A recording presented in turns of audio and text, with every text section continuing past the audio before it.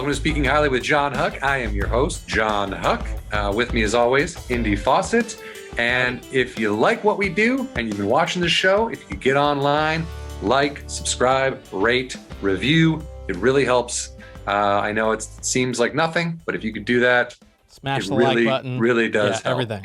Yeah. Smash the like button. Use a hammer if you have. You're gonna get it, John. You're gonna get it one of these days. Smash that like button, and you'll have a straight face. I'm never going to be able to say smash the like button with a smash the like button.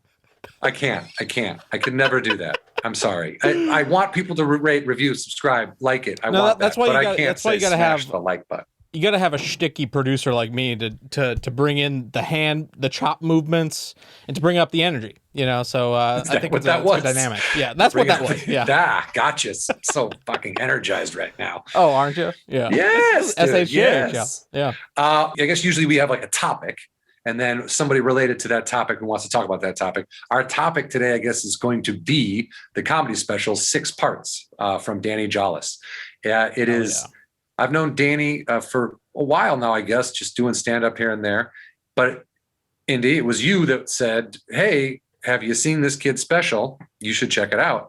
And it's on YouTube. It's free for everybody, and which is such a mind-blowing concept in and of itself, that in a world where so many people need to be paid for what they do, and rightly so. I mean, comedians... Yeah. They get lowballed by clubs, by bookers, by shows. Like if you do comedy in LA and you're not a big name, you're working for drink tickets. You're working for very little money. You have a side job. You have there's definitely other work. If I wasn't in production, I don't know how I could have ever stayed in comedy. But it's a tough gig. It's a tough gig, and it's not universally respected in the sense that people just like, oh, do a set here. It's good exposure. Like, dude, exposure. What are you talking about? Like, if it was good exposure, you'd be able to pay because people would be there. Like, it's just, you run into a lot of that. So for someone like Danny, who is a solid comic, you've probably seen him on My Crazy Ex-Girlfriend was a TV show. He was on for quite a while. He was on Corporate, was on Comedy Central. That was a funny show. And he's on a movie called Blowing Up right now on Amazon Prime, which we didn't talk about, but I'm going to check it out. And he just, like I said, put out his special on YouTube not that long ago. I would say a couple months, maybe. I think this month. This month. Okay, so it just came out. And it's great. It's incredible. It really, first of all, Danny's comedy he's a likable guy. He's likable. His jokes work. Like you're with him on everything he's saying. Which also, not to cut you off, but it's refreshing to see a comic not go out with the intention on, like, I think you guys talk about this in the interview, don't go out with intent to disrupt or with intent to offend anyone, even though you inevitably will. But like, I guess what is like clean comedy is, or not necessarily clean comedy, but cleaner comedy is harder comedy ? Well, I don't know. Or at least harder to master, I guess. I think. Well, I get kind of the clean comedy thing. To me is interesting because you'll find places that say clean just means don't say cunt, and then you'll find places that are like clean means like if you were going to go to get your comedy on a clean station on Sirius XM, you can't even mention the bathroom. Really? So fart jokes are out. Wow. You know what I mean? So you're talking like. So Jim Gaffigan's not considered clean in that regard, then. Probably not. But I mean, but Gaffigan gets played. You know what I mean? He gets on all the. But he doesn't do like shit humor. He doesn't talk about taking dumps. He talks about eating Hot Pockets and maybe they affect his system. Right. But he doesn't go, I was bent over taking a shit, taking a dump and I farted. It's just this weird. It's just a weird, because to me, if you're over 16 years old, you've heard every word there is to hear. No word could possibly, when words offend people, I fucking laugh. Like it Especially makes me laugh. When you have access to an encyclopedia online of people saying everything. Especially now, kids today, by the time they're 16, 17 years old, they are, worlds ahead of where I was when I was 16, 17, just in terms of knowledge, in terms of everything they've consumed and absorbed in their brains. Yeah. But a guy like Danny putting out a special for free is, it's great. And he talks about it being sort of a postcard in a way. You watch that, then you're going to want to buy tickets to see him live. And that is how it should work. Now, I believe Danny should have been paid heavily for that special because I think it's really good. I think it's a lot better than some of the stuff I see on Netflix.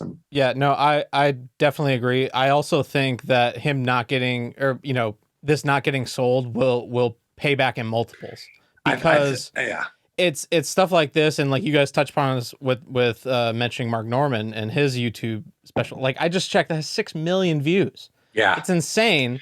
And just Mark was the amount of volume. Yeah, and Mark was the first one that I heard.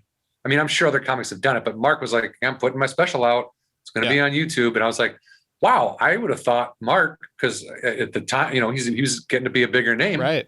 And I was like, man, I would have thought someone would have bought one of his specials, but I think that's just a nod to that the industry doesn't necessarily know what they're doing. Right. Well, like the half-hour Comedy Central special of old is, you know what I mean? It just stuff doesn't happen like that anymore, right? Where it's like the barrier to entry is so low.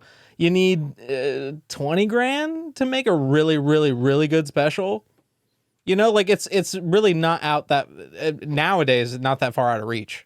Yeah. Yeah. And with gear, the way everything is. Right. Yeah. You can, people, if you live in Hollywood, you have a friend with a camera.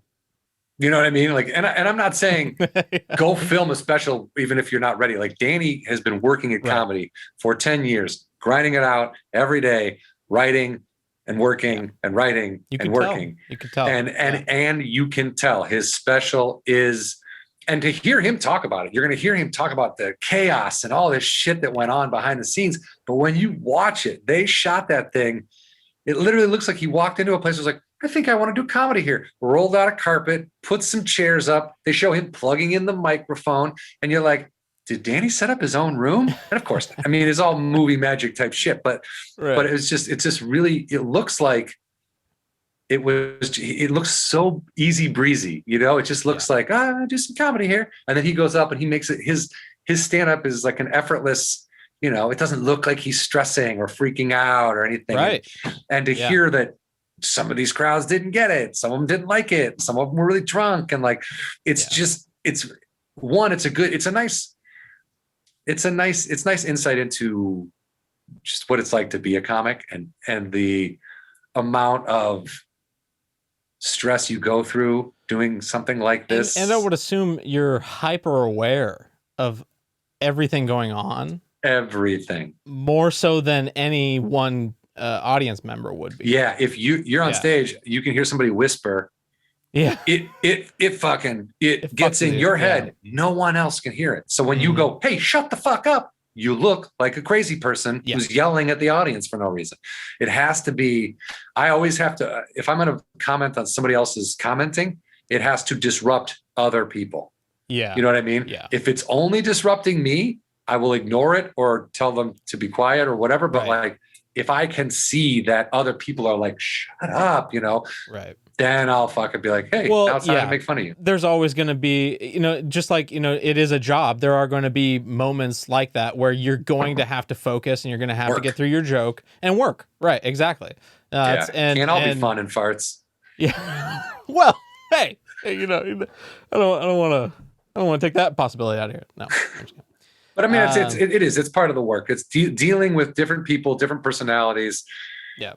And the travel, that's the other thing that feels like you're being ground to a nub in comedy is the travel. But Danny does a really great job. This is a really funny special, 6 parts. It's on YouTube. I highly recommend it. I'm so glad that Indy pointed it out to me. And I was really glad that Danny was available to be on the show. Super nice guy. And it's just a conversation about this special and him putting it together and how it went down and the people that helped him. So enjoy Danny Jolles, everybody. 6 parts on YouTube now. Oh man, you should. I'm gonna put out the clip, but I've been doing this like bit on Zoom. So at the start of the pandemic, I started this bit on Zoom where I would change my background to a video of the exact same background, and then I had myself come in and I fought myself. And so, That's awesome. That is awesome. And so now I'm doing a bit where I like accidentally punch the camera. I turn it onto a video where I come down, so it looks like it's me, and then I start jumping all over the screen, and I start like it's a tech issue. We've had a blast, you know. Man, maybe people will look back at 2020, 2021 and think those are the best days of my life. You know, I'm hoping, you know, I'm excited to post it because I posted the like fighting myself clip at the start of the pandemic. I'm excited to be like, hey, this is it. Then I'm never doing a Zoom show. We're going to be doing Zoom shows until the end of the year for corporations. Anything corporate's going to be Zoom, but I think, you know, live shows are back. You like, I've done some of the Zoom stuff. It just, how did you feel about it? I grew to love it. Really? You worked. I figured it out. I had my setup. I take this camera, I move it up high, this mic and these things. And look, it sucks in comparison to real life. Right. That's what I meant. That's what I meant. Oh, yeah. It's way worse. Yeah. Okay. It's way worse, but I found it livable, which I felt like a lot of people did not. Sure. Yeah. Like I felt like a lot of people were like, I'd sooner die than do this again. And I definitely was like, oh, I knew people that never did it. And I was like, oh, I not just did it, but I like hosted for Nowhere Comedy Club. I would do regular sets for like Sammy Obey at KO and like all these things. Like I was doing I just have an addiction to stand-up comedy. Well, I feel like I was ready. You know, I was like, okay, this is what we're going to do. The Zoom thing. This is just figure it out. You have to do it because this is what we're moving forward. Like there is no end to this yet. You know, we still had a moron on the White House who was like, it's 15 cases. So it was just like in my head, I was like, this is never going to fucking end. And I did one. And I was standing up. I was the only one standing up, meaning like I didn't know. So I had my computer up high. I was like standing up. Yeah. It was uncomfortable. And then I did one, you know, and some of them were just comics, like other comics just looking at you. Oh, yeah. And you're like, dude, and then towards like this last month or two, I've done probably 3 or 4. And with the intention of just like, say these new jokes out loud. Do not fucking care about getting a laugh or a reaction. Say them out loud, record them so you can hear them. And then go from there and then if you get chuckles doing a Zoom show, that's a fucking standing ovation as far as I'm concerned. He's like, take a bow and walk out because people are at home and they're scared to laugh. They don't know. Some have their mics turned off. Like, you know, people are doing other shit. It's like, I know I got lucky because I hosted for Nowhere, I had a speech that I gave at the start of every show that I kind of perfected, which was like, listen to me, you're going to turn on your mics. Now you're thinking to yourself, not me. No, you're going to turn on your mic. Now here's the thing. You're going to forget at some point. Every show, there's somebody he's like, hey, do we have pancakes halfway through the show? And right. We have that moment. And I had this whole like bit, but particularly for the corporate shows I've had to do, because sometimes you do these corporate shows and they don't tell people to unmute. They don't tell people to turn on the cameras. And I would see comics just like take the bomb and I would come on and be like, no. We are doing this. You're gonna, and I would like do the whole thing and it made it livable. I mean, I've done it. I'll keep doing it. I'll do them until the end of the year, but I'm very excited. I'm doing live shows this weekend. It feels so good. Oh, that's great. Where are you going up? I'm going to SF to do some don't tells. And then, but I've been doing I did like low key outside and like some of these there's some incredible LA shows. And then like Haha Comedy Club's now open. Wow. They have an outdoor space. There's like a couple there's like the Nightcap is an outdoor space. Like a couple places have opened outdoor spaces, which is. Did you get your shots? Yeah.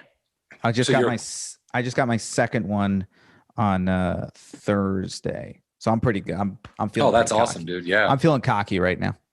Yeah, I got one, and then I was like, I feel all right. Yeah, I'm still fucking masking up and everything. I'm just fucking. Oh yeah. No, I'm still following the rules. I also did shows last year in New York City outdoors during the pandemic, and wore a mask, never did anything but an outside show, kept my distance, brought my own microphone. I never even got contact traced. It's like if you just follow the freaking rules that they give you, it's doable. Like it's just everybody I know who got it, and I know 500 comics that got it last year. Every one of them, I was like, "How'd you get it?" They're like, "Well, I was inside and I had no mask on, and I was and like, say no more." yeah, it's like, well, so you didn't follow the rules, so you did the thing you're not supposed to do, and you got it. Yeah. That's what happens. Dude, I mean, that's what I tell myself too. Is like, they say wear 2 masks. It's helpful. It'll help. Yep. Okay, I'll wear 2. I wore 2. Like, eye protection. That's fine. I'll do the thing that they tell me to do because I'm not a fucking doctor or a scientist. I have to listen to the doctors and the scientists. And here's the thing: is we can't just stay in our houses for the rest of our life. So my thing is, what can I do so that I'm leaving the house because I have to do stuff that is also safe and not going to hurt someone else? Yeah, and that's where I land. Yeah. I do. I would wish we could all live at home forever, kind of at this point. I mean, I need that live show. I need to get back out there. I also am like very nervous for the first time I go on stage again, because it's not like I forgot how to do comedy, but I just feel like it's just going to be different, because it's going to have to be all new stuff. I can't go back to doing jokes that I was doing before. It was just be like, I don't know. It would just seem very unaware of, to do that. I mean, I recorded a special right before the pandemic being like, oh, now I'll start working on my new material. So that blah, blah, blah. And then mid pandemic, I was like, wait a second. When this thing comes out, I'm supposed to come out of here. I can't be doing those jokes. I have 0 minutes. And I have to, usually you get a little buffer time when you're between the special getting made and the special being released to like work up like. Yeah. And you can slowly start replacing, you know what I mean? Yeah, like that's how it works. I'll get an hour and slowly like, okay, here's my new closer. And then that closer goes away and the new one comes in. This comes in, and it's like slowly it becomes, it's a new act, Yep. So I am actively like, I'm up to like 20. That's good. I got like 10 to 15 that I'm like, this I like. And then I might have to go back for a little while, like in headlining shows, I might have to tell a story or 2 that I used to tell back in the day, just to kind of fill time. And I know they get good reactions and people like them. So whatever. I hosted haha last weekend because are we recording yet? I think so. Yeah. We've been. Yeah. So I don't usually host. Sorry. All of a sudden I was like, maybe, but the only thing I was going to say is like, I don't really host anymore, but I wanted to host because I was like, let's, whatever you can do, man. I'll host. I'll feed. I don't give a shit. Oh, for sure. And I'm also very much like, look, these clubs have been struggling too. It's worth remembering. Like, part of this, I think, has like, not that I ever had an adversarial relationship with the comedy clubs, but it's like more than ever, it's like, hey, we need each other. We all need each other right now. And so I was like, dude, I'll host. But I was hosting at Haha, which is a tough space for me in general. That's like not my, that's not my ideal room, but that's why I love doing it. But I was hosting and I reverted back. I did a couple jokes in the special out of panic. And I was like, but I'm so mad at myself. But no one else knew that.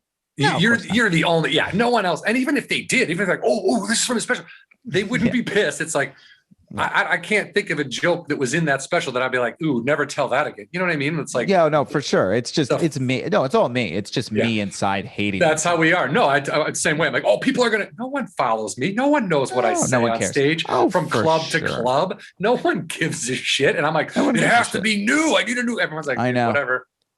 It's also so funny. When my fiance and I started dating, for people who don't know comedy, they're like she had never like seen one person stand up that much.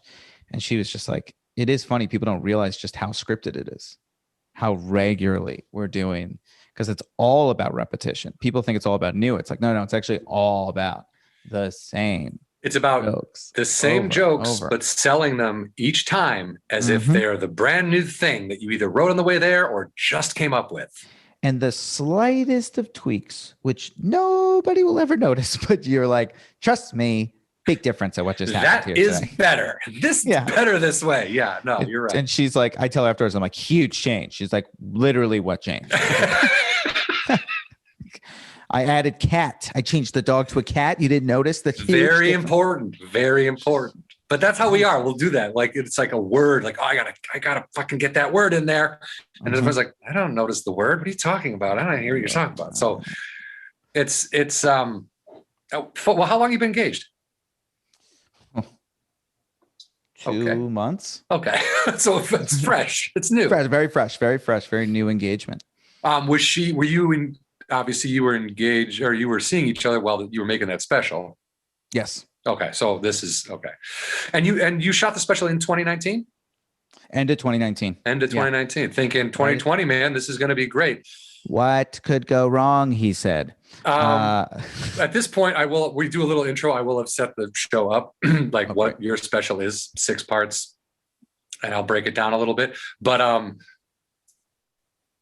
was there a plan because I've seen things go different ways for comics. I've seen comics spend money to make a special with the intention of selling it to somewhere like Netflix. And then, of course, Netflix doesn't buy it. And then they have a great looking special that they spend all this money on and they don't know what to do with it. Now, when you went into making this special, actually, how about this? What was your thought process when you went through making this, when you were gearing up to do it, when you were writing? Because here's another thing. I love how it's in 10-minute increments. I feel that as an LA comedian, that is what we get. We work out our sets in 10-minute chunks, and they end up being like how you label them, like, different people. And then the whole 10 minutes is about different people. It's like, because in an hour, as you're working these 10 minutes in, you're going to tie them all together and it'll be fine. Right. But you really do need like an opener and a good chunk of middle and a closing bit for that 10 minutes. And that's an opener and a closer every 10 minutes. You know what I mean? So if I had a thesis statement for my career of specials, and hopefully I hold to this, it's that I really believe, like, you write jokes, and at a certain point when you think about the special, you go, how do I make a special that isn't just a recording of these jokes, but that actually serves and elevates your jokes? And when I thought about my first special, I was like, yes, I do an hour on the road. Yes, I tour. But at the end of the day, at this point in my career, it's 10-minute chunks. That's what I do well. So rather than the standard picking a theater, getting all my friends in there, doing that, let's actually try to represent where we're at in our career and do the jokes that we think like this is actually what these jokes were made for, which is 10-minute chunks in weird situations with crowds that don't know who I am. And you get to, and I like, one of my favorite things about the special, and we didn't really think about it at the time, but it like reflected in the special. I was like, oh, I love it, is that you see me actively have to battle a crowd. In every venue, there's at least one moment where I'm like, they're not on board. And that's true to where I am right now. And I loved that. I thought it was like, so yes. So there was very much a plan. Like, it was not an accident. It was very actively like, I wanted to do 6 10-minute chunks. Don't Tell Comedy came along, and like, I'd been doing their shows for forever. Those that don't know, Don't Tell Comedy is an amazing company that basically does shows anywhere but at a comedy club.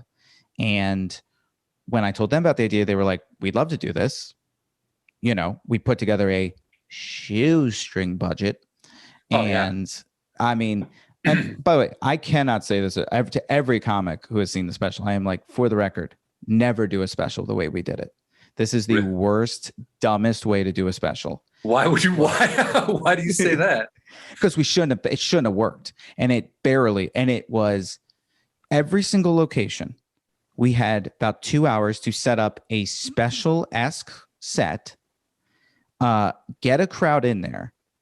On top of that, we're dealing with, like, again, crowds that don't know me, crowds that are drunk. Like, every crowd was a different problem. Every venue's a different problem. And sorry. Yeah. Well, you do 2 hours to set up and get the audience. So you didn't like No, it was an open surf shop until 2 hours before we got in there. It's an open barber shop until about 2 hours before we go in there. It was chaos. And then ironically, the most difficult one was the comedy club. I knew you were going to say that. Horrible. That one was a nightmare because of the crowd. No, the crowd was great. Oh, kind of. Well, the issue was we basically built this system where what we would do is we would turn off every light in every venue. We put one light directly above me, straight down, couple lights to the side, but that was basically like this one light that was huge would just light me. So we could make it look consistently lit. And then we would put chairs in the open space because they're empty, they're businesses. So we just put chairs out. That was our strategy. We get to this comedy club and they're like, oh, we have all these lights. And we were like, it doesn't match at all. So we had to string a light on top of their lights, turn off most of their lights. On top of that, they actually had chairs and tables set up. So now we're smashing their tables and chairs out of the way for tickets they had sold. It was chaos. Oh, man. That comedy club was brutal. So every room, the art gallery one, nobody came to.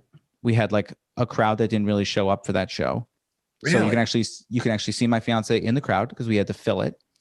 And we were like, but it was like, the cool thing was it was like me, Gordy, Brad, like Kyle, like we're all just like, hey, let's give it. We just were giving it our all. It was a bunch of young people trying to like figure this thing out. So we literally, I remember for that one, we like all turned to each other. We're like, okay, it's called 5 parts. Look, we've got 5 things we can fall back on. This one will not make the cut. It's just not going to make it. But hey, we got a couple in the can. We got a couple more to go. Like, it's okay. Like 20 people are here. We'll throw in like any extra PAs and my fiance. Everybody. And then it was like the dopest 20 people.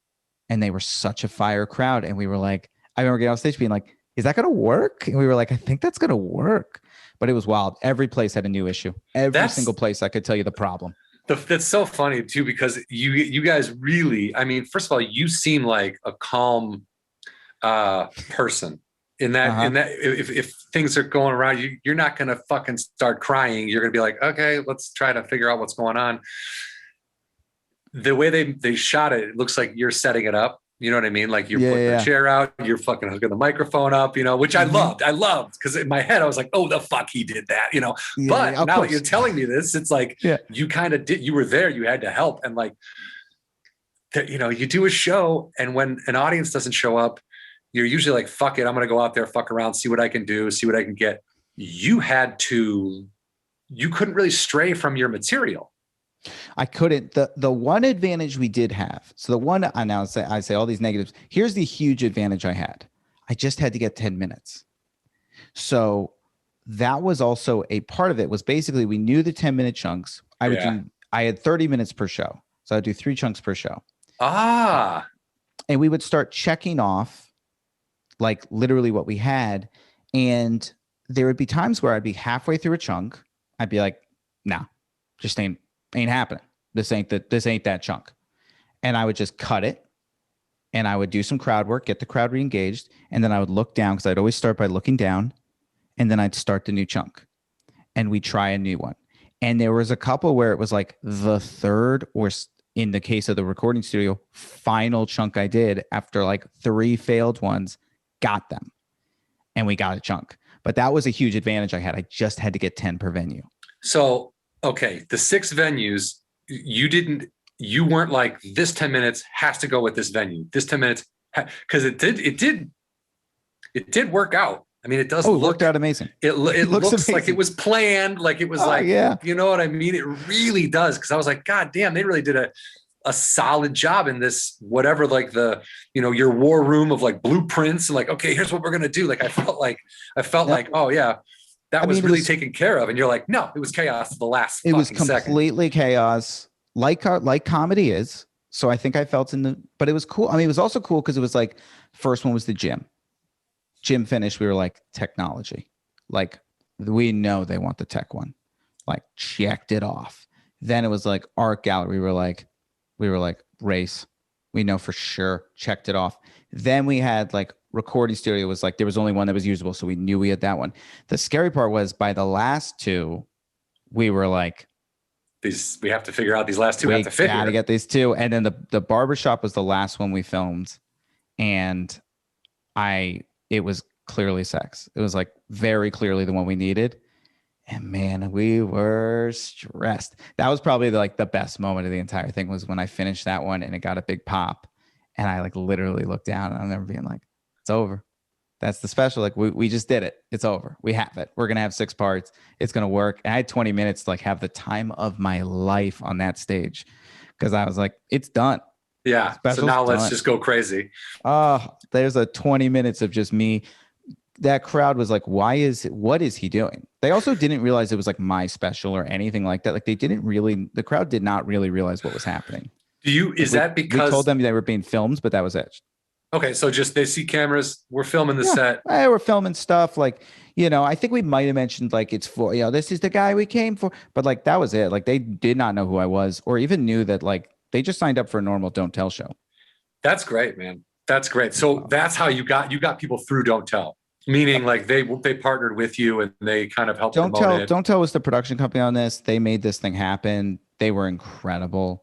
I cannot recommend that company enough to all comics to do their shows. And then like, I think they're going to go move, the idea was this special would kind of launch them into that world. And I really think I've talked to a couple comics who I know are like, I want to do stuff with them because they're so good at being creative and they're so good with different venues. So particularly if you want a different looking special, like they're just going to be, I think they're going to dominate that world in like a couple of years. That's fantastic to hear, dude, because it's kind of the industry is ripe for a company like that, who's not just, and again, this isn't, obviously I'm not shitting on the bigger comics, but like, I could watch a Bill Burr theater show. I could watch Sebastian at the Hollywood Bowl. I'm going to piss my pants laughing. I'm going to laugh, but they're incredible.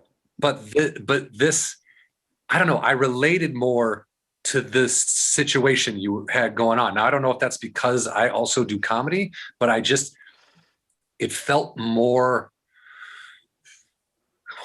relatable. Like it just felt like I understood what you were saying. I was like, yeah, no, and I was with you like the whole time. I wasn't a drop off of going, oh, Danny's not connected. He has no idea what's going on in our heads and real society. It's like you're a guy who's just, and you put yourself out there. You do, you're a little bit self-deprecating. You talk about your flaws, and you make light of these things that some people would be like, oh, I would never talk about that, but that's what we do. It's fucking. But I really liked the way that special looked. And did you know you were going to call it 6 parts? Yeah. So you knew you had it. These are the 6 parts. These are the 6 sections. We knew it was going to be called 6 parts. We knew that. We didn't know the order, but we knew like it'd be called 6 parts. We knew the 6 chunks. When you say you didn't know the order, if you were to do that hour, would it not have gone in that? Like if you just do it all at once, would it? No, I would never. I would actually never do an hour in that order. Ironically. Really? Yeah, because I'd normally I'd always close on like at a club. You always fireworks was like always my closer, so like definitely would close on that. But like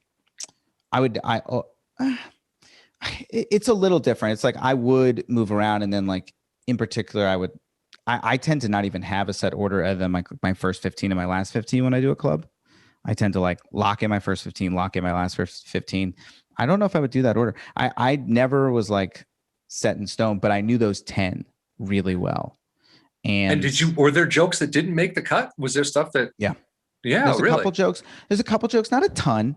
Like we definitely had an hour, but like, that was it. But like, I think people, I had one joke, the bro joke, that was like my big joke that I did on late night, and I didn't include it in special, which I was really happy with. That was something we had talked about, was like, if we just need to fill it, if we just got to fill it, we can throw it in. But it was like, I was really glad that I didn't have to do that one again.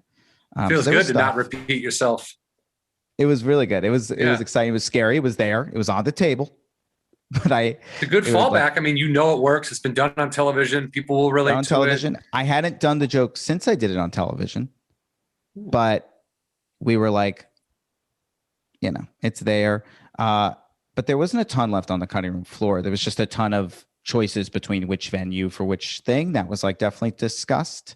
Yeah. And then there was a lot of talk about like the order. And then once we had it, then it became the nightmare of, like, as you said, which is like, where does it go? Which is a whole to do.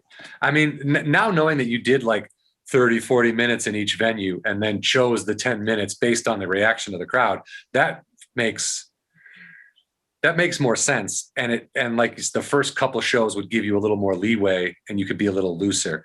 Whereas if you knew, like, I have to deliver this 10 minutes to this people at this room, and if it doesn't go well, but fuck, like, you know, that would be a real thing to have in your head when you're trying to be funny, you know, just for sure. And and it allowed us to have mistakes. There was, you know, particularly, like, I remember the surf shop crowd was really drunk, so they dropped 500 bottles during the taping, but we just were able to cut around it because it just didn't happen during the big 10, the 10 that mattered. The barbershop, the bathroom was right next to the stage, and if you opened the door, the loudest fan you've ever heard went on. What is that, dude? I know that. God, It's like, damn. And of course, it was like one of these things where, like, you know, we're setting up. We're like, okay, actually, you know what? This is our last one. We're feeling pretty good. Like, hey, maybe we actually have this down. No issues. You know, that one, if you watch behind me, there were mirrors. So we had to put, like, whatever these things are called. What are they called? Yeah, capes. Like the capes, we had to use them to cover the mirrors so you didn't see the camera. Huge issue. But other than that, there was no issues there. Remember, we had like 30 minutes before people came in, which is the most time we ever had. And we were like, wow, pretty easy. And somebody was like, I'm going to go to the bathroom. It's like, yeah. It's just like, down guy was like, huge problem. Huge issue. Like, Oh, man.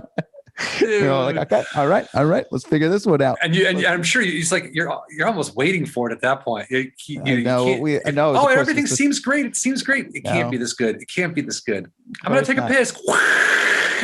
We were like, oh my God. So we had to, like, bar people from going to the bathroom during my set. Brutal. That was a whole situation. But it allowed you to cover things. Recording studio, my mic fell off. Didn't matter because it happened early. So it was like, just take off my mic. We're fine. Who cares? Like, we just, like, kept the show moving. It was wild. It was wild. How many days total were the shows back to back? 5. We did one day that was back to back, and then we did it over 2 weekends. So it was 2 weekends worth. Okay. Wow, man. What? How long have you been doing stand-up? About a decade now. Okay, So you're young. You're a baby then. I know. I still think I'm like I was right at the point where I started being like, I think I should put out a special. Like, it was like right at that moment. But until that moment, I never felt the urge. I'd always been very like, take your time on your specials. There's no rush. You know, of course, I'm waiting for like Netflix to come my way, being like, we'll make it. And then that wasn't happening. Yeah. And so then we just had that moment where we were like, this feels right. Well, I was talking about this with Indy earlier. There are people who have been doing it 10 years, maybe a little less, maybe a little more, who are like, hey, I'm putting out a special. And you're like, what are you doing, dude? You don't have material for a special. Whereas I would have said longer than 10 for you. For sure. Just because. That's very nice. That means a lot. I know, which is weird because people are like, what, you calling them older? I don't get it. Why is that nice? That's a compliment to a comic. That is a compliment, what he just said. Yeah. I mean, I wasn't like, oh, this is, green, or this is underdeveloped, or he should. Now I've seen huge names with Netflix specials who then later on were like, yeah, that might not have been the most developed thing. But when Netflix is dangling a chunk of money in front of you saying, we need a new special by next week, you're like, let's fucking shoot a special. I can rant and rave. And I've had friends who have done it, and they've known while they're doing it. They're like, this is just going to be a bad special. I'm just taking the money. And like, they try. It's not that they're not trying. No, they'll try. But yeah. But when you from the time that you first think of a joke and you put it down on paper to the time that it makes it to the stage, to the work that's done to it over the course of, depending on the joke, years, who the fuck knows, but like, yeah, then it's ready. Like, I always think Chappelle's first special is his best special because that was 25 years of comedy in an hour, Yep. And this isn't necessarily about Chappelle, but like, when someone does that, like you're everything you've written, all the good stuff, you did a first special, that's everything you've done. And then the next special is supposed to come out a year later. but you haven't written 25 years worth of jokes in a year. You've written 1 year's worth of jokes from a way different perspective than you had when you were younger. And it doesn't always fit, doesn't always work. It's also like some of these people who are putting out a lot of specials, and again, like, more power to them. I get it. But there are some people who I go, man, if you took their last 3 specials that they did over 3 years and you took the best 20 from those 3 specials and put them into one special, whew, it would be awesome. You'd have an all-timer. Yeah. You'd have an all-time special on your hands. But you can't sell 25 minutes to Netflix. You can't, of course, and you can't, nobody, it's very hard. It's very hard to turn down money, particularly real money like that. Yeah. I mean, especially when, as comics, most of us struggle for years to stay afloat financially while we do what we love. And just because somebody, Bill Burr's success now doesn't mean that he didn't have 25 years of fucking eating shit and getting rejected. And you know what I mean? It's like, you can't let those guys especially get it. They know how hard it is. Like, it's never lost on a guy like Burr that the struggle is always fucking happening. You know what I mean? Real stand-ups know this. There are plenty of people who kind of call themselves comics who you're like, you're not really, you weren't really, but the comics that grinded, who made it, it's like, it's why they're so great to work with usually, because they get it. It's why it's so nice to open for them. Like, when I open for like a real comic, like someone who grinded for years, it is always, everyone's like, what were they like? I'm always like, such a delight. Absolute pleasure every single time, because they get it. They understand what we're going through. They've been where you were. They've been where you are. Yep. They see the grind. They see, they respect the fight. Like, we all, like, even like 10 years in, I see people like 5 years in who I'm like, oh, love the fight you're putting in. You're going to get going. Keep going. Like, I see it. I see the work. And then there's people who I open for who are just kind of like comedic people who then like started doing stand-up, and they don't really respect it usually, and they don't really get it. And it's like, it's just fine, but it's like, you don't get it. I what you're saying, there's like a Mitch Hedberg, he talks about at the end of one of his albums, he talks about how he's a comic, and he's like, I think that's a noble profession. I make strangers laugh. Like, to me, there's not much more. And people are always like, oh, you're a comic. Oh, well, but can you write? Like, what? No, I'm a comic. Like, well, why don't you write a movie? Like, what are you talking about? Like, why isn't this good enough? Like, why does it always have to be something else, And it's just, he's like, are you a farmer? Well, okay. Can you also cook pancakes? Like, what, dude? Why would I need to do that? I'm a farmer. Like, and you can put in, because someone's always like, because you act, and I love acting, and you're very good at it, by the way. Thank you so much. You too. Very, very good. Stop. And but like, so like, people always ask me like, which one do you really love, acting or stand up? I'm always like, there has literally been 0 times in my career, maybe one 6-month period where I actually had to choose. Other than that, I've never had to choose. It doesn't matter. You can do both. You can put your full effort into both. They do not interfere with each other. You can do a couple different things, but it's wild to me. Stand up is truly its own beast, because it is. You and I both know, like, anybody can kind of act. I like to think I can do a little bit better, but like, anybody can kind of do it. Like, it's doable, but not everyone can do stand up. Stand up takes real effort, real time. Got to put in the hours. There are more teachers. There are more firemen. There are more janitors. There are more homeless people. There are more cops. There are more any other profession. There are more of them than there are stand-up comedians. Yep.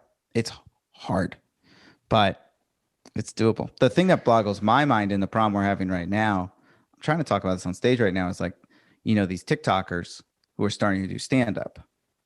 And it's like, now listen, I respect the hell out of what you guys do, and you're very good at it. And to be clear, better than I am. But you're not doing a good job at my thing, and people are going to see you, and then they think our thing is bad now. Yes. Yeah. It hurts us. You're hurting my profession. It's not that I don't want you to sell tickets to your crowd to get your fans out to see you. I don't want to hurt your career. But when you call what you do stand up, and it's the essentially it's just a 25, 30-minute long TikTok video, and it's not stand up, and people see that and they go, oh, stand up looks not good. Shitty. Yep. Why would I saw stand up once. It was awful. Like, well, who did you fucking see? What? I know. And it stresses me out because it's like, I think about it all the time where I'm like, man, these comedy clubs, I don't think they realize that they're getting a night of a packed house, but they're losing people who probably would go there regularly if they just had a great night.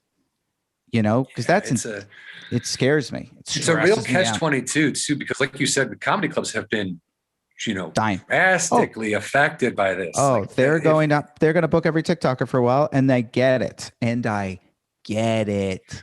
You say TikTok. My fear was like the dates that I did have canceled in 2020 and everything. I was like, I'm not a draw. I'm not a name. So my thought was, coming back into 2021, trying to get back into the clubs, trying to get those dates back, they'd be like, yeah, we'll get you a weekend, but first we have to like sell out for a year and a half to make back what we lost. And it's like, I can like guys like Bill Burr coming back into the clubs instead of being a theater or whatever. It's like, well, the Bill Burrs are just going to kill us for a while, but also great. Yeah, they're going to help make those clubs.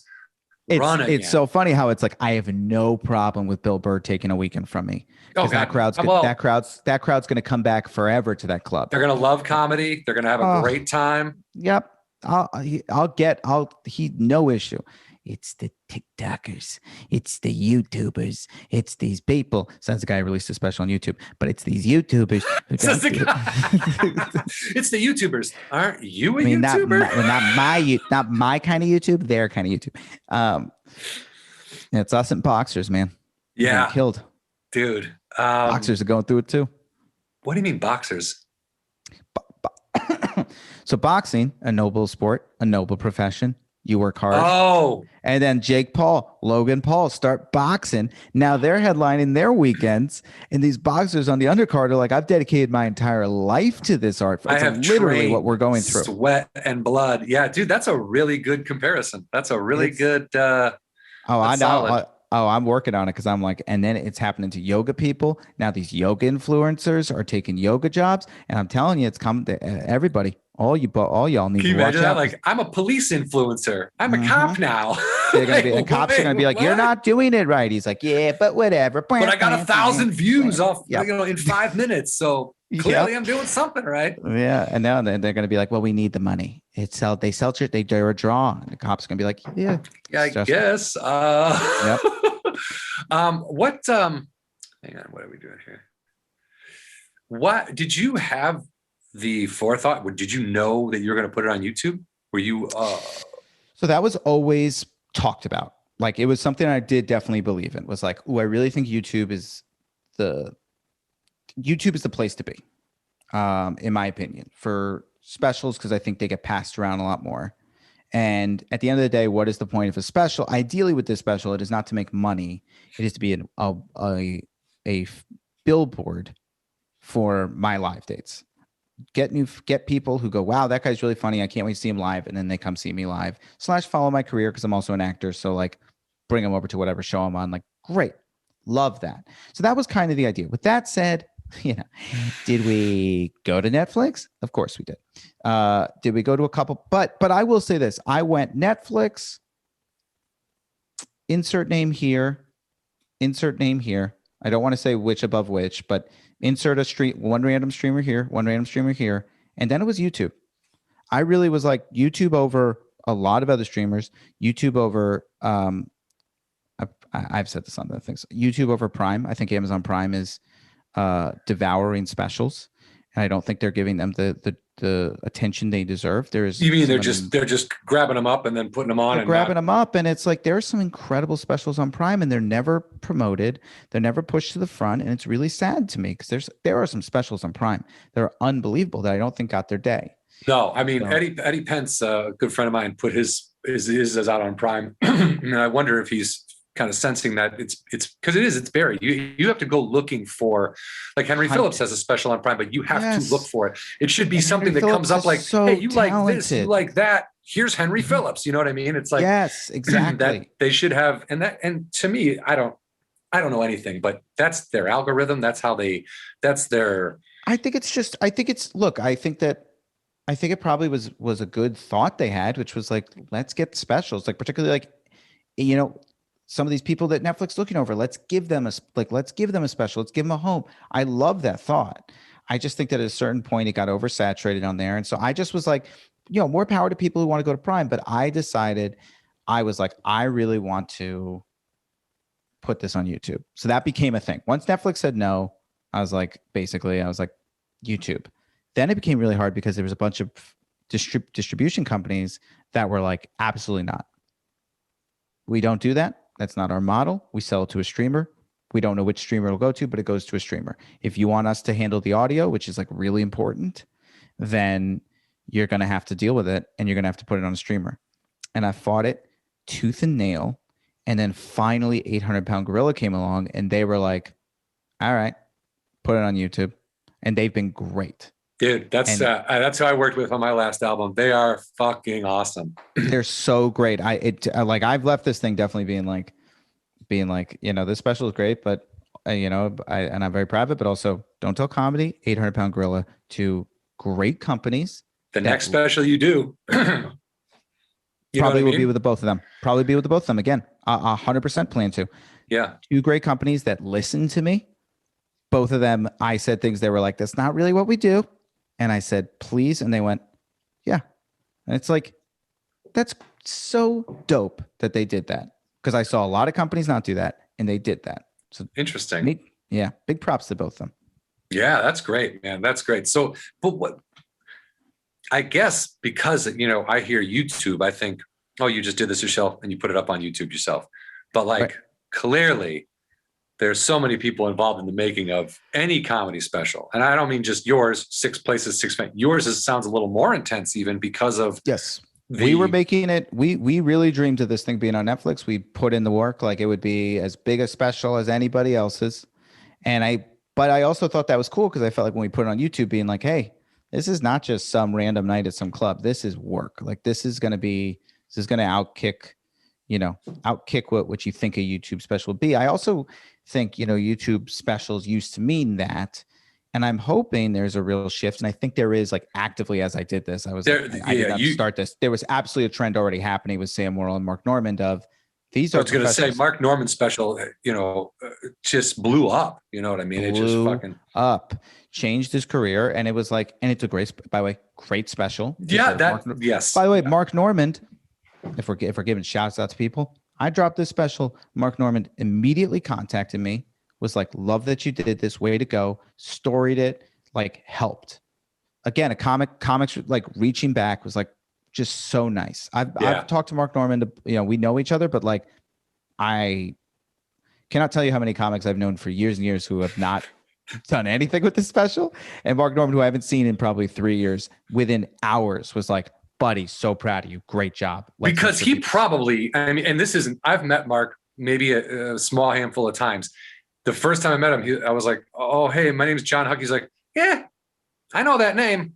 I've never seen your face, but I know your name. And I was like, oh, okay. Because New York, LA, the world of comedy, it's minuscule. So it really is. It felt good that he at least had heard my name and it had been said in an area that comics were hanging out. It's also like, but it's such a small world. People don't realize that from the outside. People don't realize how tiny this world is. Like there's only so many comics and we see each other all the time. So it's like, it's good. I mean, to me, it's like we all should be looking out for each other.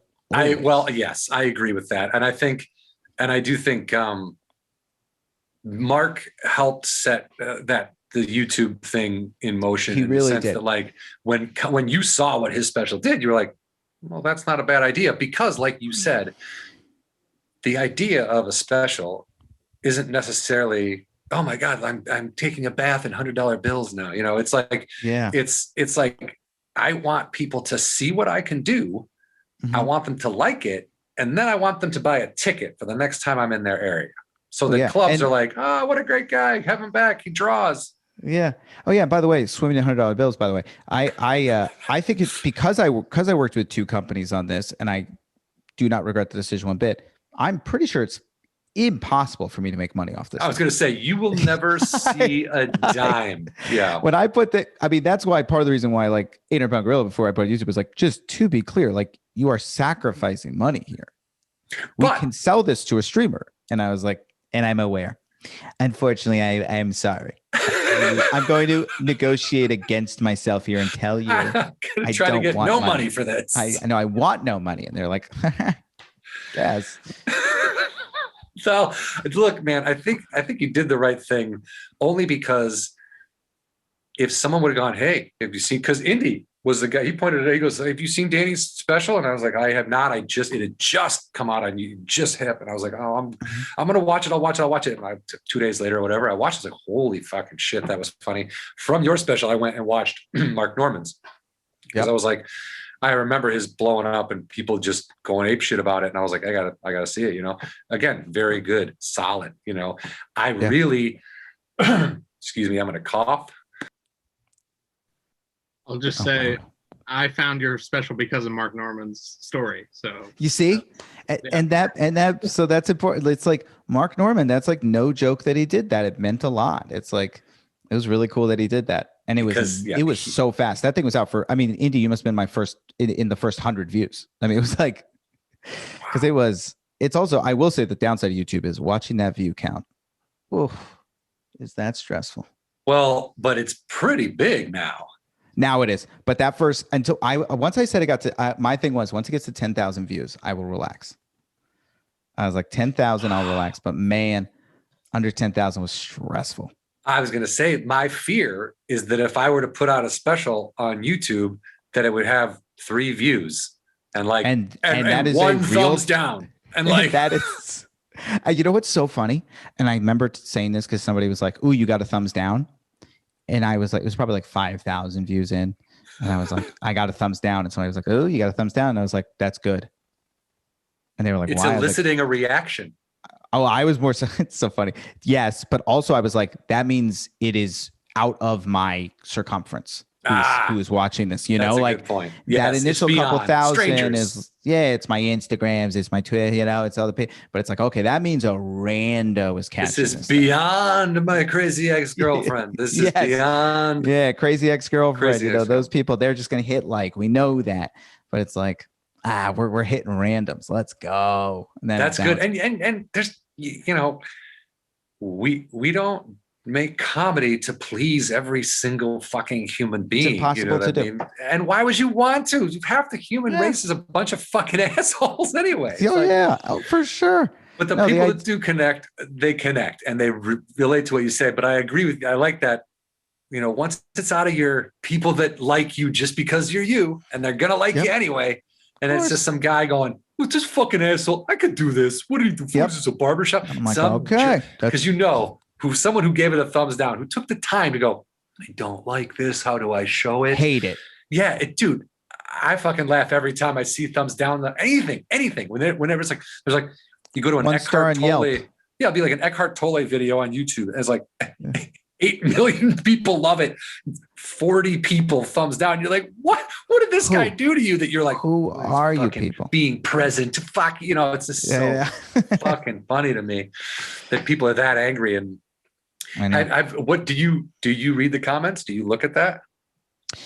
I do because I don't get upset by it. I've hit that point. I used to get really upset by it, but you know, I've had 2 sketch groups on YouTube that have gone like various levels of viral. I've read the mean stuff. I've read basically almost everything you'd say mean to me. Also, most of the mean stuff is like, whatever, you know, like that stuff makes me laugh. The only thing that really hurts, I don't know if I should say this out loud, but in case anyone wants to know how to hurt my feelings for me, because I can handle he's ugly, whatever, stupid, dumb. I'll take that all day. But feel nothing there. It's the ones that'll kill me is if somebody's like, man, I really felt like he didn't fully flush out that one joke, or like, man, that joke that kills me. The specific criticism. Genuine criticism kills me. That'll hurt.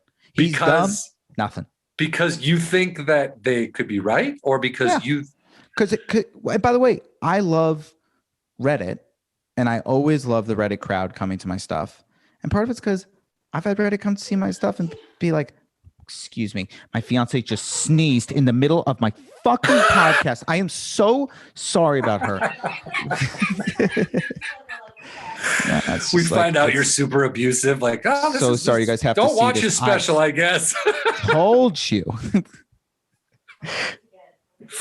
How dare you have bodily functions? It's unbelievable. It's so disrespectful. Women. Oh yeah. So I was gonna say, like, genuine criticism, because it's like sometimes Reddit has seen my stuff and they've been like, this isn't that good, and they'll give reasons, and I'm like, yeah, fair. Wow. Good point. Wow. You're right. Like, there's sometimes, and also, by the way, and this is where I really disagree with a lot of comics, because a lot of comics will be like, this crowd was offended by stuff, blah, blah, blah. And I'm like, look, offended, there's always gonna be somebody offended for no reason. But there's also been times where I've said a joke and somebody's gonna have been like, that offended me. And I'll be like, why? And they'll talk to me about it. And I'll be like, fair point. You're right. I'm not thinking about that element. And I'll rework the joke to work in that element. It's like, criticism can be good. I like criticism. And you'll find that when you rewrite a joke to take that, whatever that element is that is being considered offensive, you'll find the joke is better. Yep. Do you know what I mean? Yep. It's like, people talk about this, the way society is now and how it's killing comedy. And it's like, to me, that just means you can't yell the N-word on stage, or you can, and you're mad about not being able to call people a faggot or whatever it is. It's like, you can't be lazy anymore. That's what it is. You can't be lazy. And I think, for me in particular, two things: this kind of wave of, not political correctness, but this new wave of kind of all inclusivity. You know what I mean? Everybody's equal. Everybody's different, but equal. You know what I mean? Like, yeah, our differences make us better, and we're all better together. So, I forgot what I was going to say. No, but it's true. It's like, it is like a huge thing, is like listening. And also, like, the joke I did on Colbert was about at the end, took its time, but got to transgender rights. And my new closer is about transgender rights. And both of them, I did it a couple times, like, really thought it was good. And then I hunted shows, and I would look for anybody in the crowd who I thought was transgender, or would approach me as transgender. And I'd be like, what did you think? Am I missing anything? What am I not getting right? Because I am not, am I going to make every single person love this joke? No. I'm sure I'm missing. I'm not going to hit every element. I only have 5 minutes for this bit, but like, is what I'm saying fair and honest? And it's been really important. It's made that joke 50 times better. Listening. Yeah, that's where I was going earlier, is that this is causing me to write smarter. Twitter, cutting out fat, and then not, it's not about, I feel like when I was 15, like 16 years old, I punched down a little bit. I'd be mean. You know what I mean? Like, we all did. We're high school kids, but like, that sort of carried over. And then I had like my earlier stuff. When I go back, I'm like, there's a lot of complaining. You're bitching a lot. But again, it's what I knew. It's what I knew at the time. It's also why I'm a big believer in, like, you do have to tell jokes that aren't good to tell jokes that are good to a certain degree. There's obviously certain things, if you're saying that on stage, it's like, hey buddy, hey, what are we doing here? Yeah. But there are things I've said on stage where somebody has been like, hey, I don't like that.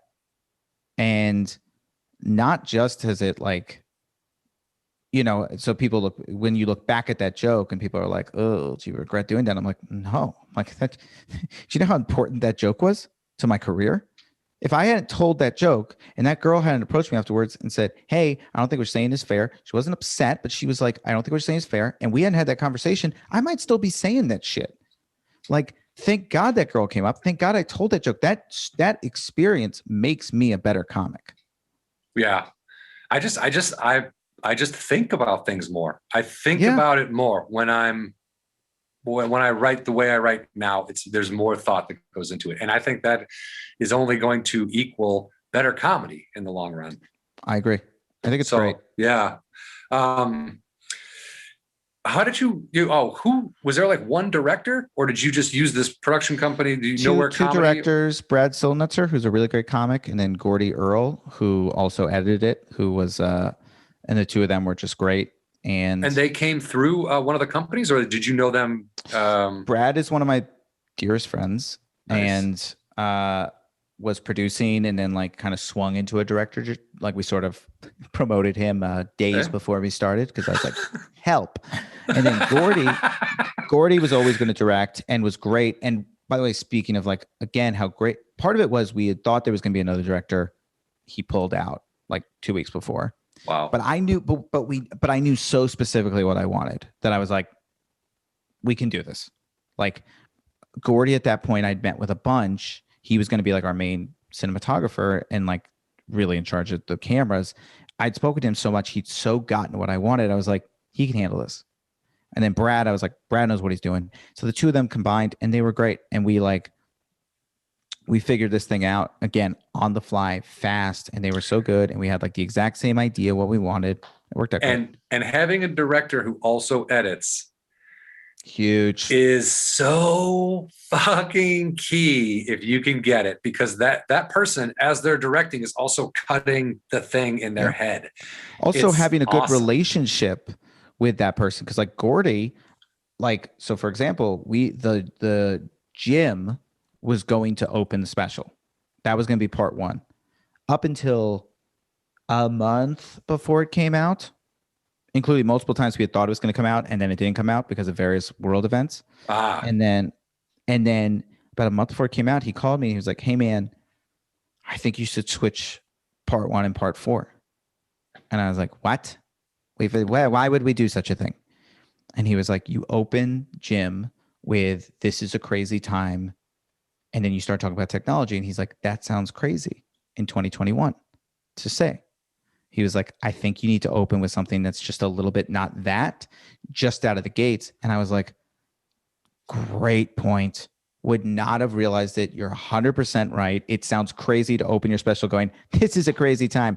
Facebook, it's like we just went through a pandemic. What are we talking about here? This guy missed a whole year. That's a crazy time, guys. That was Gordy's catch. Yeah. Gordy caught that. If Gordy hadn't caught that, that would have been the opening to the special. He caught that. We started with About Me, which made way more sense. It totally worked better. Dude, and honestly, very smart, and I agree 100%. The About Me, like the way I've kind of found that if I want to make some fun of something in my set or somebody or of course, or a group or whatever it is, I have to. If I don't start making fun of myself, if my act doesn't start off with me self-deprecating and calling attention to my idiocies, that when I go to make fun of somebody else, everyone's like, who's this fucking dickhead think he is? But if they see that, like, I'm a human who also doesn't like me, so I can also not like other people because I can't even love myself. It's like, if they can get all that, then they're like, oh yeah, he just doesn't like this. He's a cranky old fucking idiot. Like, I know. And so that's how I open on the road. I usually open with stuff about myself, blah, blah, blah. I always open on the road with, I don't pick on people. Like, that's a classic me on the road bit because it relaxes the front. They love, that's something I love doing because I'm not somebody who likes particularly picking on people. So I like to kind of set the idea of like, I'm not going to come at you. Don't come at me. Did that story of you going to a comedy club with your mom? Oh yeah.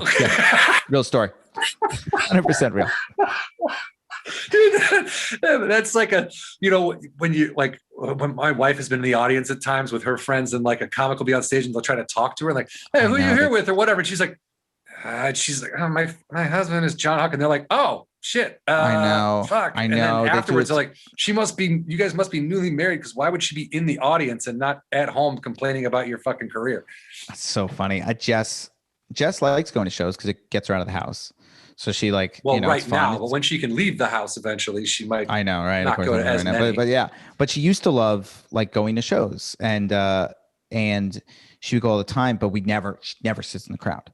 And then because every now and then she has to be in the crowd, and a comic always is like, because she's pretty, somebody's always like, "What did you do?" I'm always like, and I'm always in the back like, "No, No, please. Please leave her alone. Please, it's my girlfriend. The Don't be on thing there, with your please. mom, I've seen that. I've seen a comment go, you guys fucking. That's my mom. Like I've seen Yeah, it's that. my And I've mom, been like, it's my sister. Oh, it's the worst. And the comics are like, this is hilarious. I'm like, it's not for them. It's horrible. It's a nightmare. Stop it. You're ruining it. I can't stand when comics do it. But that's a great way to start to let people know. Don't be afraid. Don't be afraid. I know. And so that's what I always do on the road. But I was like, I had this idea in my head for the special where I was like, I don't want to, everybody always opens with about stuff. So let's not do that for the special. Let's feel a little different. Let's open just on like a bit that we love. And it worked. And then it didn't. And it worked because you did that bit, that 10-minute chunk, and the audience loved it. But in the whole of it, Gordy made the right call, but that's Gordy. That's how important it is to talk to your editor. Also, that's huge for like acting. Also, that's a huge piece of advice.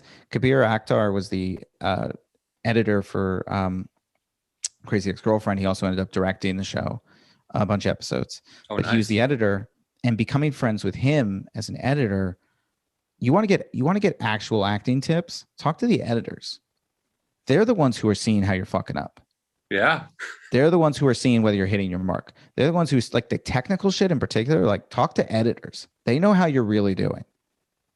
Yeah, that's interesting. That's a good call. I mean, editing is so important.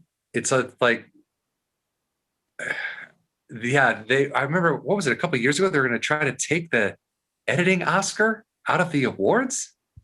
Or something crazy like that. And I was like, hardest job of the entire thing. Dude, the tediousness of editing for anyone who thinks it's easy. I lived next door. I lived on my wall connected to an editor who worked from home. This was years ago.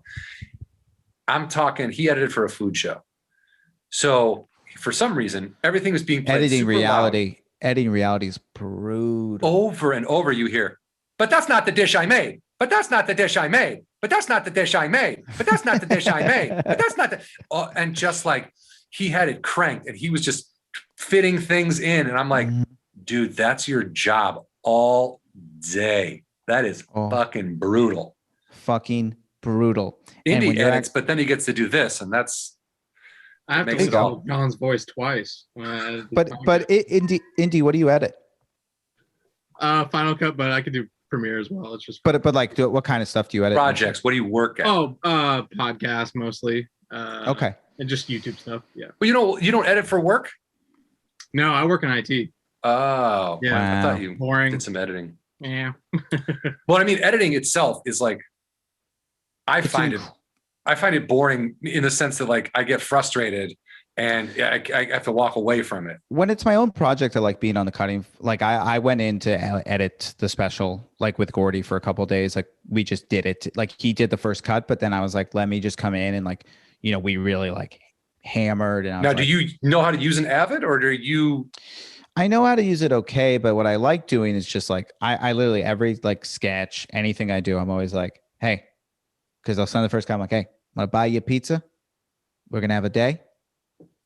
Let's just go through it. Because sending, particularly first draft notes, it's like, it's too long. It seems horrible. You can't read my tone. Cause I'm always like, it's like they're doing an incredible job.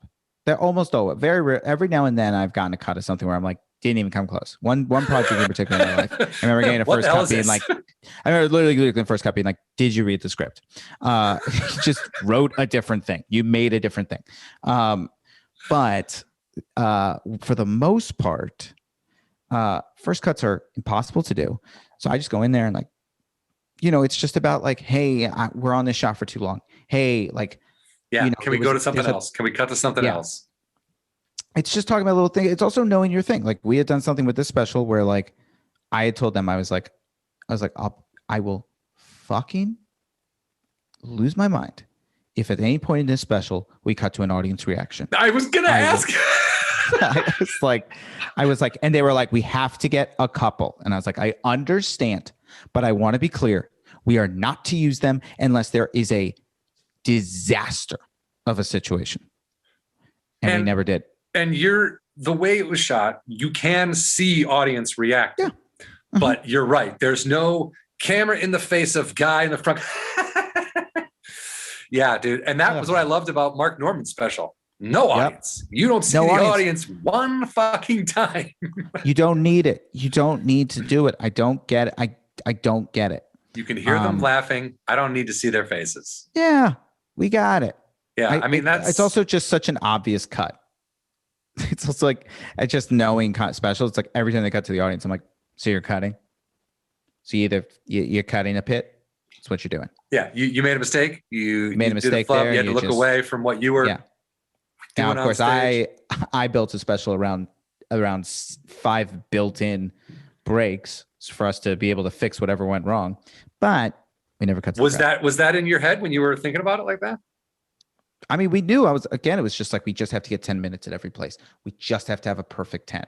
Perfect 10 isn't easy, but getting a perfect 10, it's all we have to do. That took some of the pressure off then. It did. That was the huge advantage. For everything else I've said of like, don't do it this way, this is a nightmare. I'm like, look, if you come up with a reason to do a special where you just have to get certain chunks in certain places, and you just have to worry about 10 at a time, just in your head literally being like, have I gotten to 10 yet? Then I am not yet done. Have I gotten to 10 yet? No, I'm not yet done. And then once you get a 10, be like, okay, we can try another one, but we got a 10. Yeah, dude. Before I did my album with 800 Pound Gorilla, I had this like hour of material that I was like, I think this should be on somewhere where people can get it, And I started writing like a special that was like, it followed me through my entire day, and there were little interstitial sketches that happened, but it was all, I was looking for somebody, and I ended up at comedy clubs, and they were like, oh, do you want to do 6 minutes? I'd be like, oh, okay, I'm only going to do 6. And I would do 20 minutes, and then I'd be like, hey, dude, you kind of ran the light. And then I would leave. And that was like, but then go on my next adventure. The guy I was shooting it with, we both kind of like stopped drinking at the same time, and then like haven't spoken in a very long time, but not bad. He's just very busy and he works a lot. But I mean, seeing your special has definitely inspired me to do something, and because I know I don't have a shot at Netflix or anything like that. I think I was a little apprehensive, but seeing and hearing what you're saying is very smart. Like all we want is people to come and see us. All we want is people to buy tickets to our shows. All we want is when people request us at Sirius Radio. It's not like a complicated thing. We just want people to like what we do. And the best way to do that is give them something to like. And I don't see how this, in your case, I feel like this is going to work. This is like a thing it's pushed out there. And as you get back on the road and that special gets spread around more and more, because it's shareable and people are just, oh, have you seen this? Have you seen this? And I just think, did you cut it up at all? Are you going to release like, oh yeah, we're putting out 2 million TikToks. Cut this thing up, and every TikTok. The whole hour has been cut into 1 minute increments. It is a daily email. Is what's the next reel? What's the next TikTok? We all hate it, but we do it. But maybe that's how I'll put my special out on Instagram, 1 minute at a time. It's brutal. Just people having to scroll through the feed. Like, okay, it makes me so miserable. But it's what we have to do. Yeah, this is what it is. This is what we signed up for. But yeah, what's next for you, man? I mean, okay, we're getting out there. We're starting to do live shows again. You're going to work on your next hour. Yeah, I know the conceit of my next hour, so I know the concept, which is nice. So because it serves my closer makes a point, and I think I have an idea that kind of like brings a special around it. So now it's like literally building material around it, which is exciting and also terrifying. I mean, it's exciting, but it's tough. It is tough. It is tough writing material during a pandemic. So we are, actively getting out there as much as we can and trying to build this new hour. Because I will say, once you do your first, and I feel like you probably had this experience, once you do your first album, first special, the second one doesn't feel as like huge. Second one feels like, okay, now we've done like the big one. So now it's like, second one, what do we want to do? How do we want to do it? It doesn't feel as like big. So I'm really excited because I think I have like a cool idea, and now it's just building the material around it. That's awesome. And I will say, you're a very thoughtful writer. You know what I mean? It's you put that effort in there. Everything connects to you in some way, and none of it is mean spirited in any way. And Thank you. I don't know. Go ahead. You do the same thing. I mean, I think it's important. I think it's at the end of the day, and I think this is true of most comedians, 95%. Truly. And I think it's something where comics like, oh, comics are rough.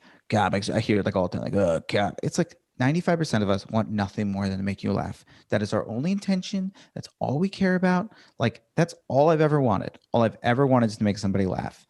And like, I never want to offend anyone. It's truly never my intention to be like, oh, I'm going to push the envelope. Like, no, if I'm pushing the envelope enough where it's really hurting a solid chunk of people, one person here, one person there, who knows? It's also always, I also grew up, just in a non-Jewish area, being Jewish. So you just kind of get the idea of like, there's certain people who just aren't going to like you as a human. You just got to get used to that. But it's like, for the most part, most people, if most people are liking what you're doing, that's good. That's what we're after. I never want to hurt anyone's feelings. It's never. Yeah, I saw. So it was like, I can't remember when this was, but there was a lot of people online defending somebody. Somebody was saying, I saw this repeatedly on Twitter once or a couple times. In like a weekend, was, if your comedy's not offending people, then you're not doing it right.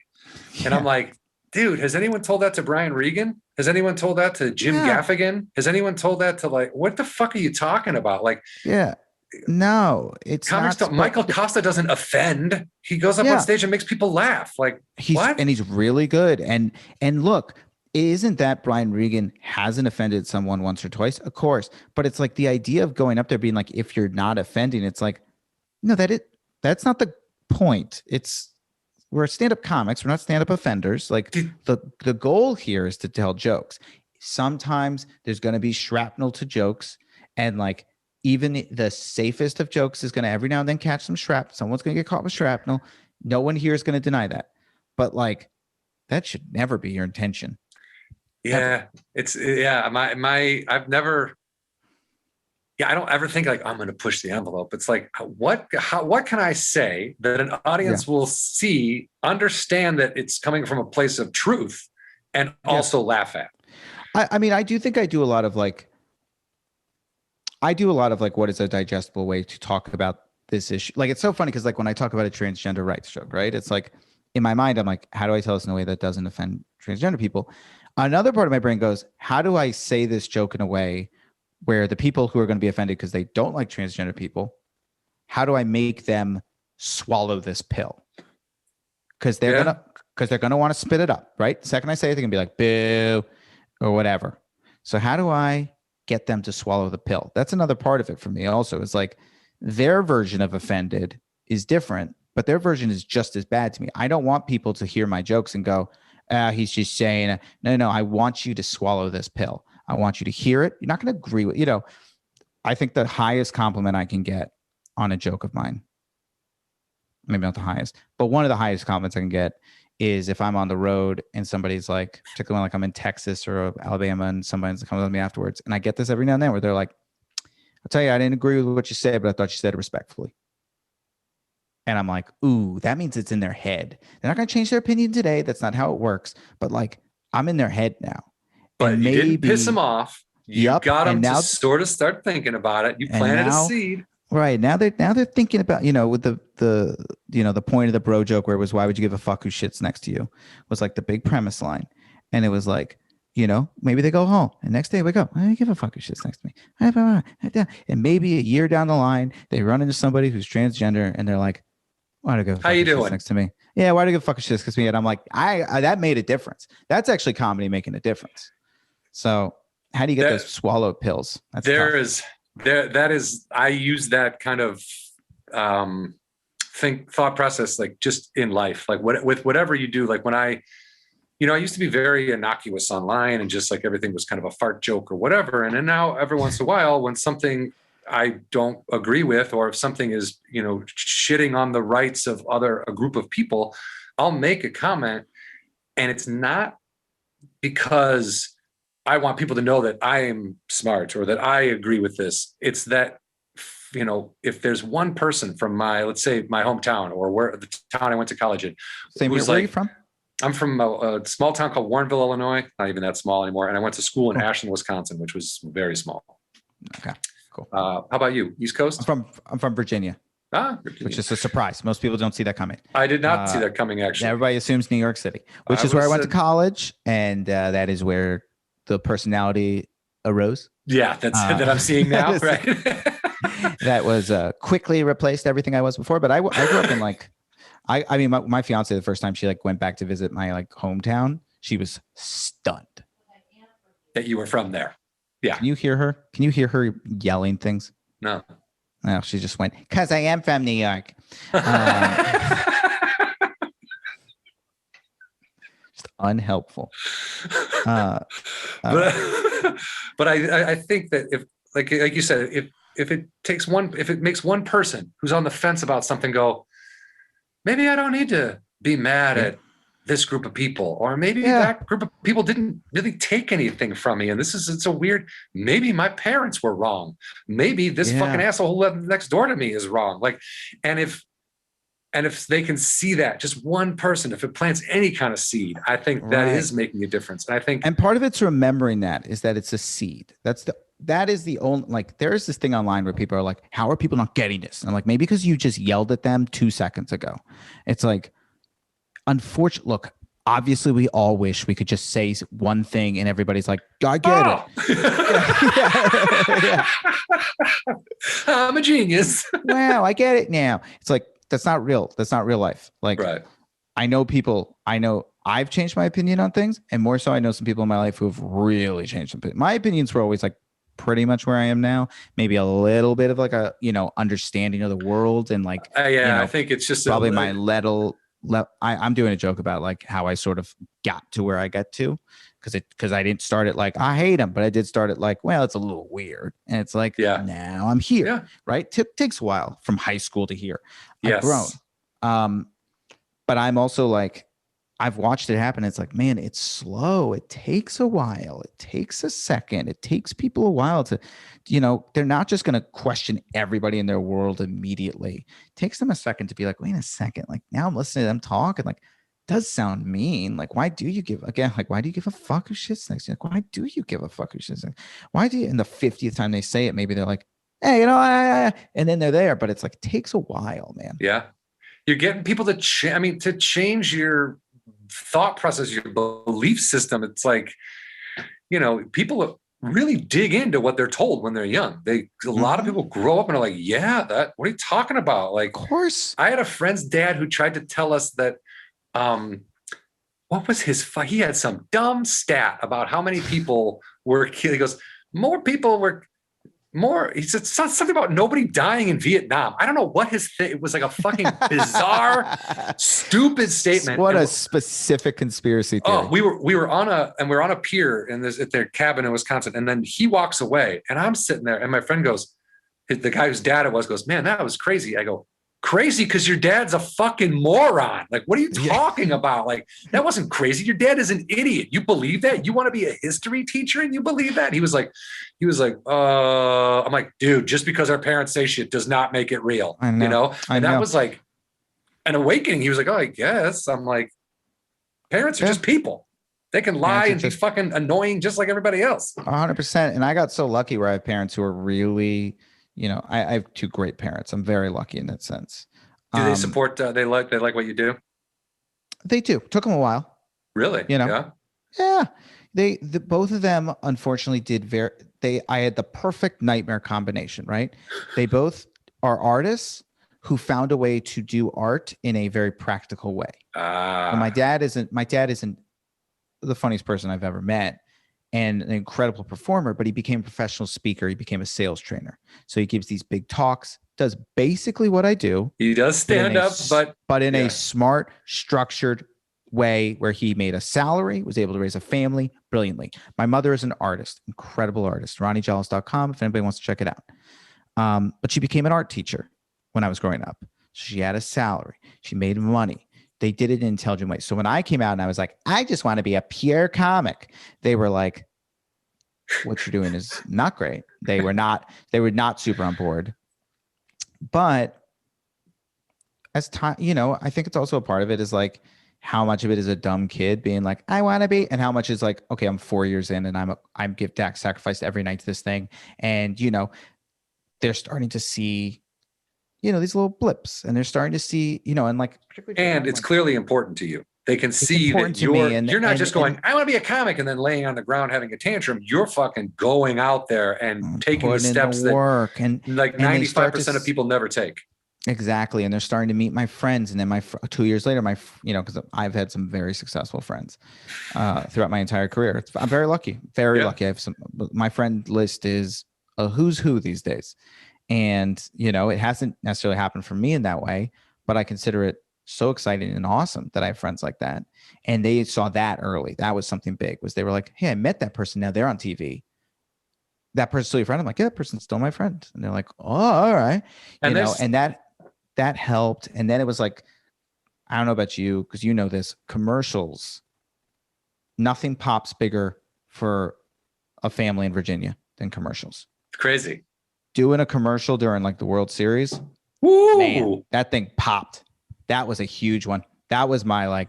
Which commercial did you do during the World Series? I did a commercial with Odell Beckham. Pepsi commercial. And it was I think got played. It was the one commercial I've ever done that actually got played. I've done 5 million commercials, and it was the one that really got played. And it was like, and when they air stuff during the World Series, during the baseball playoffs, they run it into the ground. And it was a genuinely good commercial. It was funny, and like people, it was like crazy. And it was and that helped a lot. And now they're super on board, and they're so. I mean, they're so supportive, particularly after this. Well, this past year hasn't been great, and so it was really nice because I was like, they got more and more supportive as I got more and more successful. So it felt like there was kind of this correlation. But watching in particular this past year, where I have really had a rough year career wise, as did we all. Yeah. But it just tanked off. Just everything went like. And they've still been so supportive. It's going to be, they've been right there with me. It's been great. Because they know that when it comes back, you'll be back. I haven't stopped caring. I'm still going to work as hard. But yeah, no, it was, they've been really great. So and they saw the special. They're not the ones who gave it the thumbs down, are they? Well, we don't know about my mom. But no, they both were really happy. And I think, my mom in particular, but both of them, it's scary with the son doing stand-up for multiple reasons. One, my mom can barely watch me do it live because it's so scary for her, because she's like, what if he bombs? She's like terrified of it. She's starting to get better. She's starting to get better about it. She's starting to be like I'm starting to like, not like, she literally was like excited last time. She's like, I'm not even that nervous right now. Like, she's like more nervous than you are. And oh my God. She used to have to leave the room when I would do it. She'd like leave halfway through. She'd get so stressed from me. My mom's not like, my mom will sit there. She's got the loudest fucking laugh in the room and everything. My dad doesn't. My dad's like in. My mom gets really scared, and she's gotten more and more into it. But she also is somebody who, like, if I make a joke that's like, she gets offended by my jokes more than anybody else in my life. And so she's probably worried about you offending people. Not that is she actually like, yes, offended on their behalf. And so she's somebody who's like really, her being like, I really liked it. And I thought of it, and it was like really good feeling. That's awesome. Yeah. That's awesome. Nice. That's great. Well, Danny, I don't want to take up too much more of your time. I really do appreciate you talking to us. In 6 parts, it's really good, man. You should be really proud of that special. And I love this kind of new. Let's not wait for the fucking guys in suits. Let's not wait for these fucking gatekeepers who fucking have literally no idea what they're doing, who are, let them give the specials to the TikTokers. We'll be out here doing stuff, and I do believe it comes back around and people notice it. And at the end of the day, there's still an appetite for good quality stuff, and we shouldn't be afraid to just take it on the chin and put it out there in our own way. Is my hope. Now, do you have an album that came out with this? Yes. Yeah, so it'll get played on Pandora and Sirius and all that. Okay. That's where 800 Pound Gorilla comes in, as you know. Yes, That's where it was like, I could put it out myself, but how do I do that part? So that was really they're great. So you can listen to it on Pandora. You can listen to it on Sirius. If we're doing plugs right now, you can follow me at Danny Jolles on all social media. Really helps. our industry is broken, really helps. Dude. And then my final thing that I say on every podcast is, say this on everyone, stand-up comedy is like hockey. It is very fun to watch on TV, but it's just a different experience live. If you are listening to this and you've not seen a live stand-up comedy, obviously you haven't seen one in about a year, but if you've never seen it, it's been a while or whatever, or you've never seen it before, look up your local comedy club / outdoor venue / whatever, and go see it live. I'm telling you, it's just a different beast live. You will have the time of your life, and you'll never stop going. Go see live stand-up comedy. That is a perfect way to end. That's awesome, man. Thank you. Thank you, Danny. And that goes for everybody. Go see comedy. Every show, there's always somebody I get that's like, this is my first time in a comedy club. And I used to just blow my mind. Like, you've lived how long? You've never gone. And they're always not and they're always like common. Well, because I think people watch it on Netflix and YouTube and whatever, and then they're like, "Oh, I know stand-up comedy," but it's like, no, you don't realize, like, it's so in the room. It's so in the room live. It's just different. And then there are just some people who just it never got to them, so they never it never got under their skin. They never went and had the desire. So when all of a sudden, like my cousin, who's in his 50s, he's like, saw me in Madison. He's like, "This is the first time I've ever been in a comedy club." He laughed. So many people I know. Ass off. He had the best time. It's the best. So yeah, people, go see it. Go see it live. Get out there. Do it. All right. Thank you so much, Danny. And good luck on everything else. And I might go watch 6 Parts again. Oh, that's right. Are we actually saying goodbye? Or are we saying podcast goodbye? We're saying podcast goodbye. Goodbye. That's Danny Jolles, everybody.